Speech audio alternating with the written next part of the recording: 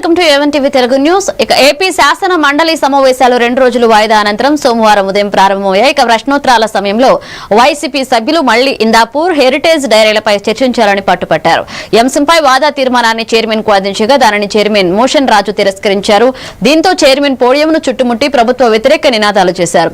YCP సభ్యుల ఆందోళనతో మండలి మళ్లీ గందరగోళంగా మారింది. పోడియంను చుట్టుముట్టిన వారిని వెనక్కి పంపాలని కూటమి మంత్రులు ఎమ్మెల్సీలు చైర్మన్ కు విజ్ఞప్తి చేసినా ఫలితం లేకపోయింది.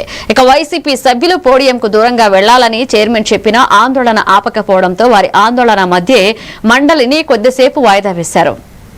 ఆటంకం చేసినందుకు అన్నిగా భావించకుండా వారిని దిగమనండి అధ్యక్ష. మీ పైకి వచ్చి సభ పట్ల మర్యాద లేక ఈ రకంగా సభ్యులు వ్యవహరించడం అనేది తీవ్రంగా మీరు పరిగణించకపోయినట్లయితే ఈ సభ మర్యాద మంట కలిపిన వారు అవుతాం అధ్యక్ష.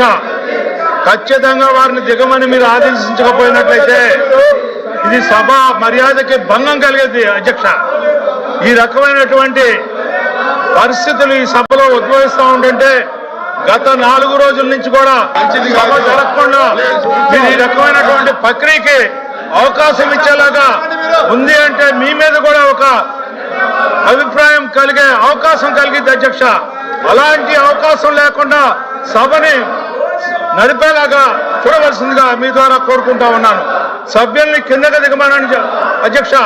పోడియం మీద ఎక్కితే అవసరమైతే మీరు మార్షల్స్ ని పిలిపించి వాళ్ళని దింపాల్సిందిగా కోరుతా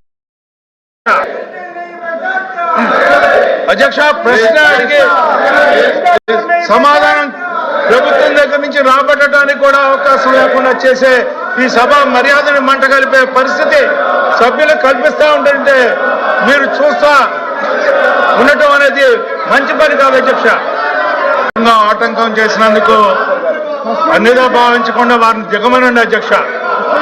మీ పైకి వచ్చి సభ పట్ల మర్యాద లేకుండా ఈ రకంగా సభ్యులు వ్యవహరించడం అనేది తీవ్రంగా మీరు పరిగణించకపోయినట్టు